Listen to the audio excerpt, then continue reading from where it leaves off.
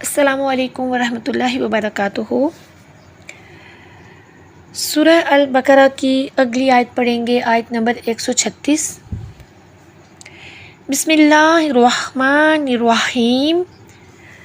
قولو، آپ سب کہو، آمنا باللہ، ہم ایمان لائے اللہ تعالی پر، وما انزل، اور جو نازل کیا گیا ہے، الینا، ہماری طرف، وما انزل الی ابراہیم، اور جو نازل کیا گیا ابراہیم کی طرف، و اسماعیل و اسحاق و یعقوب والاسباط، اور اسماعیل کے اور اسحاق کے اور یعقوب کے اور اولاد کے، وما اوتی موسیٰ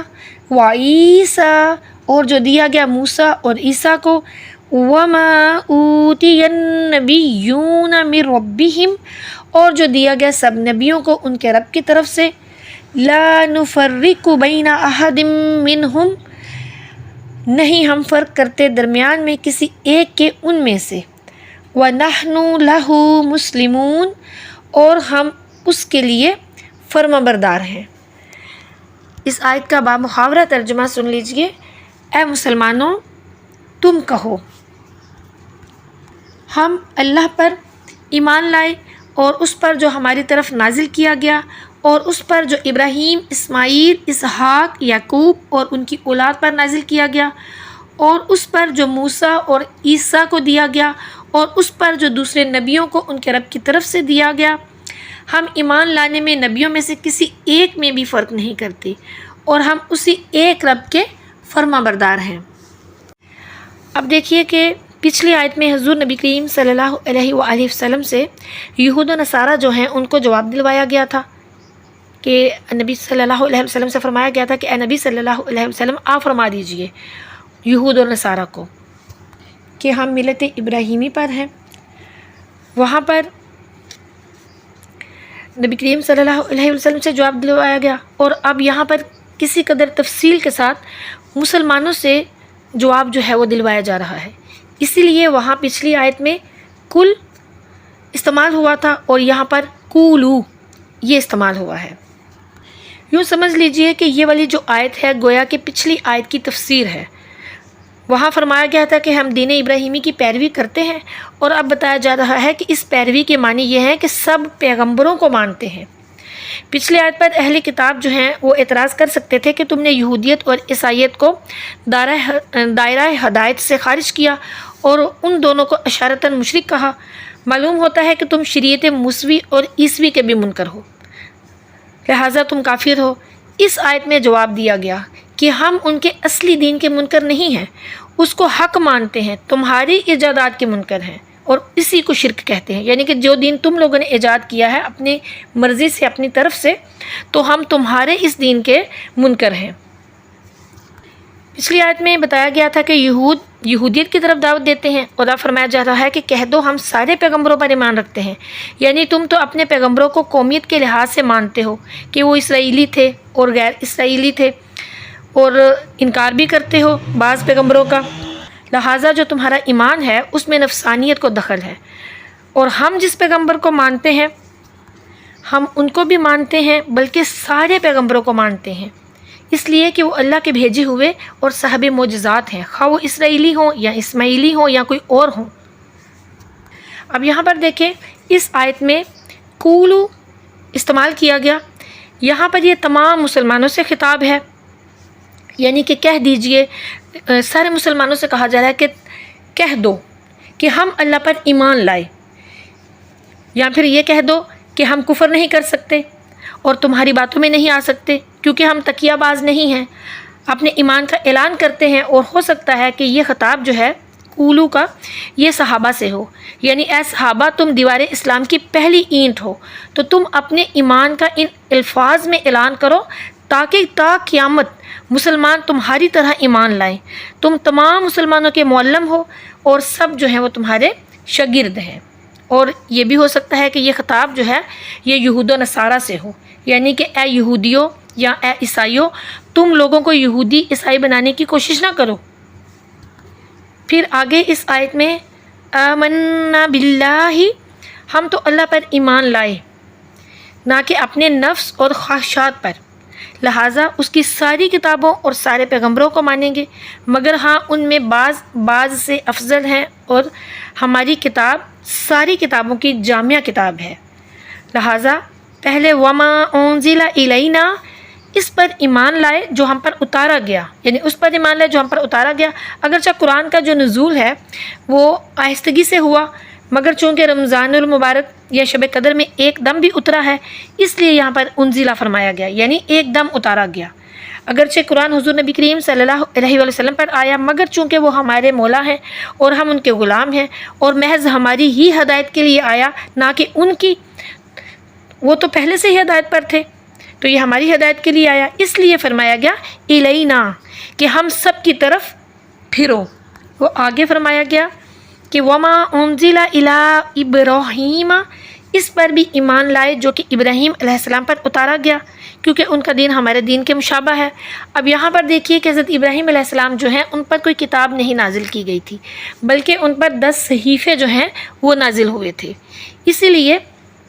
دوبارہ انزلہ فرمایا گیا کہ منزل میں فرق ہے، یعنی اتارنے والا۔ مگر حضور نبی کریم صلی اللہ علیہ وسلم پر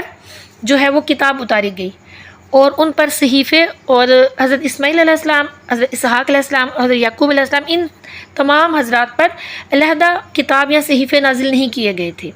یہ بات سمجھ لیجئے کہ ان سب جو یہ انبیاء کرام ہیں ان پر الگ سے کوئی کتاب نازل نہیں کی گئی تھی، بلکہ یہ ابراہیمی صحیفوں کے تابع تھے، یعنی کہ جو صحیفے حضرت ابراہیم علیہ السلام پر اتارے گئے تھے یہ انہی کے تابع تھے کہ انہی کی فرما برداری کریں گے، اور ان حضرات پر جو بھی وحی آتی تھی، یعنی ان انبیاء کرام پر، وہ شریعت ابراہیمی کو کامل کرنے والی تھی۔ تو یہاں پر مسلمانوں سے یا صحابہ کرام سے یہ جواب جو ہے وہ یہود و نصارہ کو دلوایا جا رہا ہے کہ ہم تو تمام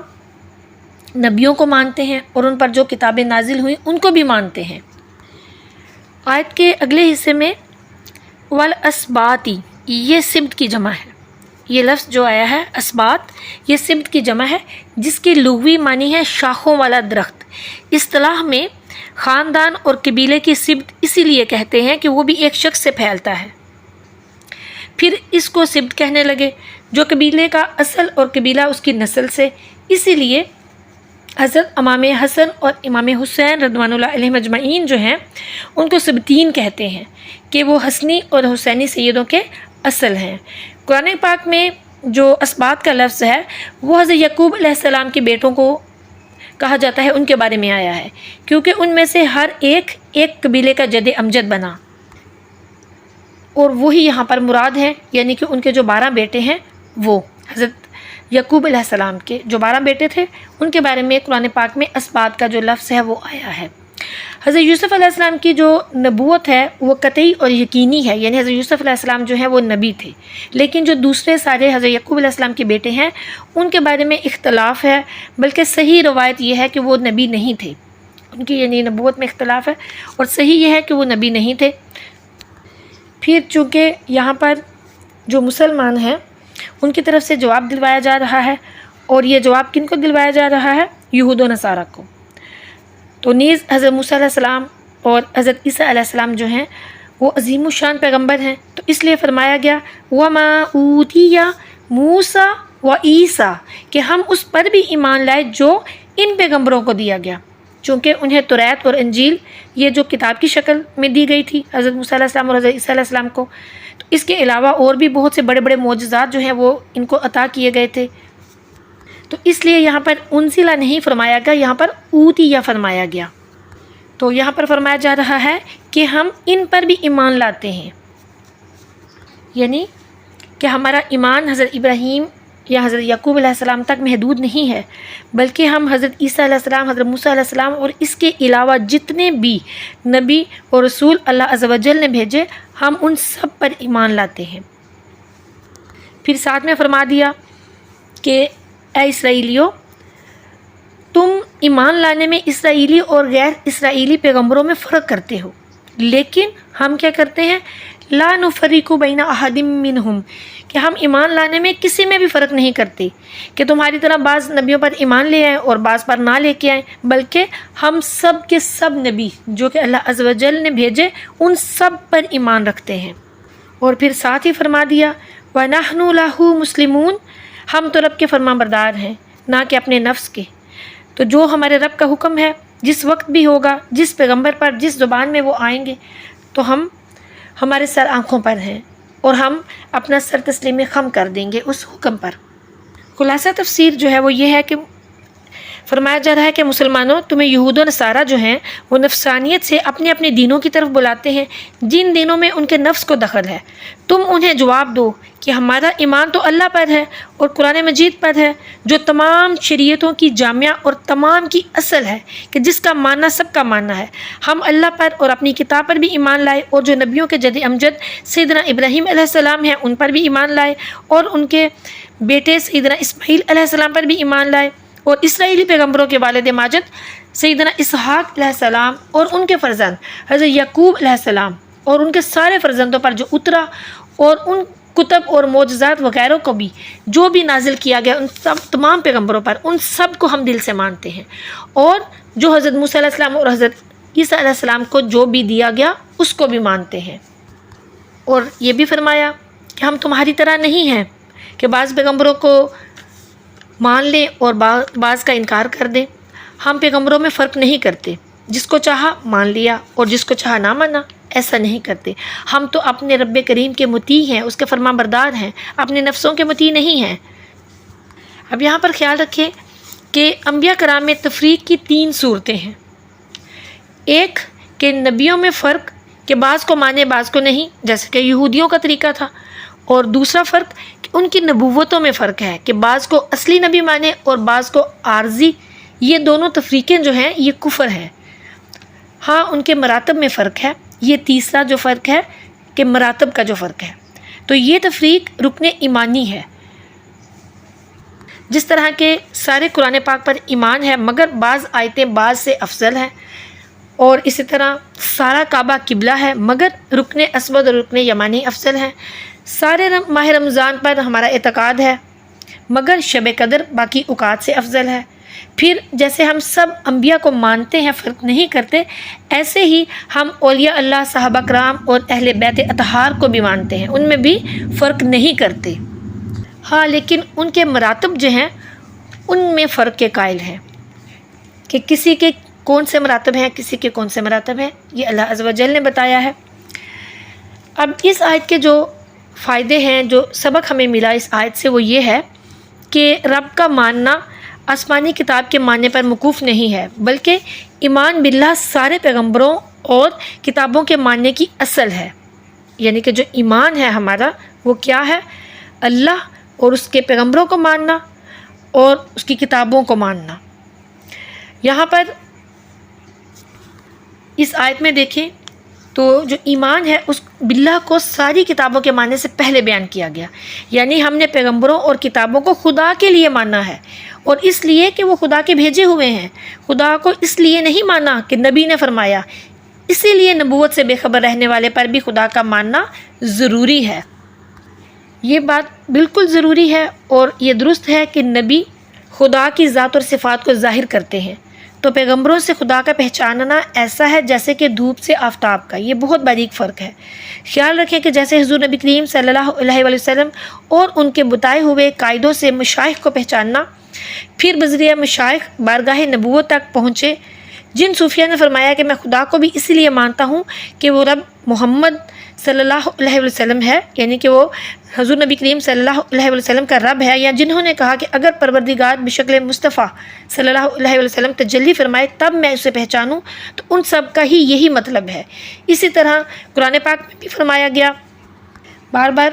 کافی جگہوں پر یہی نقطہ جو ہے وہ بیان کیا گیا، اور سورہ اعراف میں بھی فرمایا گیا، اور اس میں بھی الستُ بربکم، اس میں بھی یہی اشارہ ہے کہ رب نے بندوں کو اپنی پہچان یوں کرائی کہ ہم رب محمد صلی اللہ علیہ وسلم ہیں، پھر ان سے اپنی ربوبیت کا عہد لیا، تو اس عہد میں رب کی ربوبیت کے ساتھ حضور نبی کریم صلی اللہ علیہ وسلم کی نبوت کا بھی ذکر ہے۔ صوفیہ کرام فرماتے ہیں کہ حضور نبی کریم صلی اللہ علیہ وآلہ وسلم کی زیارت سارے پیغمبروں اور سارے اولیاء کی زیارت ہے۔ مدینہ منورہ کی حاضری سارے کے سارے آستانوں کی حاضری ہے۔ مزید صوفیہ کرام فرماتے ہیں کہ ایمان گویا کہ جال ہے اور اعمال شکار، اسی جال سے شکار ہو سکتا ہے جس کے سارے پھندے مضبوط ہوں۔ اگر ایک پھندا بھی کھل گیا تو جال شکار کے قابل نہ رہا اور پھر دوسرے پھندے بھی کھل جائیں گے۔ سارے انبیاء کرام علیہ السلام کو ماننا، ساری کتابوں کو حق جاننا اس جال کے پھندے ہیں۔ ایک پیغمبر کے بھی انکار سے ایمان جو ہے وہ بیکار ہے اور اس سے دوسرے پیغمبروں کا بھی انکار۔ یہی حال اولیاء کرام اور علماء کا ہے کہ آپ خواہ کسی سلسلے میں ہو، کوئی بھی مذہب رکھتے ہوں، سارے اولیاء اور سارے ائمہ مجتہدین کو حق جانیں اور ان کی عظمت اور ان کا ادب کریں۔ کسی ایک ولی کا نکالا ہوا سارے اولیاء اللہ کے ہاں سے پھٹکارا جاتا ہے۔ اور مزید صوفیہ کرام فرماتے ہیں کہ جو بھیک آپ نے لینی ہے، جو فیض آپ نے لینا ہے، وہ اپنے ہی شیخ سے لینا ہے، یعنی اپنا جو آپ کا مرشد ہے، آپ کے جو اپنے شیخ ہیں، آپ نے بھیک انہی سے لینی ہے، مگر تعظیم سب کی کرنی ہے۔ اب اس کا یہ مطلب نہیں کہ آپ اپنے مرشد سے بھیک لیں، فیض لیں، لیکن جتنے دوسرے شیخ ہیں یا دوسرے صوفیہ کرام ہیں یا دوسرے اولیاء کرام ہیں، ان سب کی آپ تعظیم ہی نہ کریں۔ تعظیم آپ نے سب کی کرنی ہے۔ جیسے ایمان کے لیے ضروری ہے کہ ایمان میں انبیاء کرام کے درمیان فرق نہیں کرنا، تو سب پر ایمان لانا ہے، ایسے ہی مومن ہونے کے لیے یہ بھی عین شرط ہے کہ ایمان میں اللہ اور رسول کے ملانے کا نام ایمان ہے، انہیں علیحدہ سمجھنے کا نام کفر ہے۔ تو بس ہم نے یہ نقطہ سمجھنا ہے کہ ایمان جو ہے وہ اللہ اور رسول اللہ صلی اللہ علیہ وآلہ وسلم کو ایک ہی ماننا ہے۔ حضور نبی کریم صلی اللہ علیہ وآلہ وسلم کی ذات مبارکہ ہی اصل ایمان ہے، اور پیارا آقا کریم صلی اللہ علیہ وآلہ وسلم کو ماننا ہی اصل ایمان ہے، اور تمام انبیاء کو ماننا، تمام کتابوں پر ایمان رکھنا ضروری ہے۔ لیکن شریعت جس کو ہم فالو کریں گے وہ صرف اور صرف دین اسلام حضور نبی کریم صلی اللہ علیہ وآلہ وسلم کی ہی ہے، اسی کو ہم فالو کریں گے، اسی کو مانیں گے، اسی پر عمل کریں گے قیامت تک۔ جو شریعت لاگو ہے وہ نبی کریم صلی اللہ علیہ وآلہ وسلم کی ہے، اور حضور نبی کریم صلی اللہ علیہ وآلہ وسلم نبی آخر الزمان صلی اللہ علیہ وآلہ وسلم ہیں، ان کے بعد کوئی نبی نہیں آ سکتا۔ یہ قرآن کا بھی فیصلہ ہے اور بہت سی احادیث سے بھی ثابت ہے۔ تو ساری جتنی بھی کتابیں گزر چکی ان کی تصدیق کرنے والا بھی قرآن ہے، اور قیامت تک کے لیے قرآن پاک ہی کتاب ہے جس پر عمل کیا جائے گا۔ اللہ عز و جل سے دعا ہے کہ وہ ہمیں قرآن پاک کی تعلیمات پر عمل کرنے کی توفیق عطا فرمائے، علم دین سیکھنے اور سیکھ کر دوسروں تک پہنچانے کی توفیق عطا فرمائے۔ آمین ثم آمین۔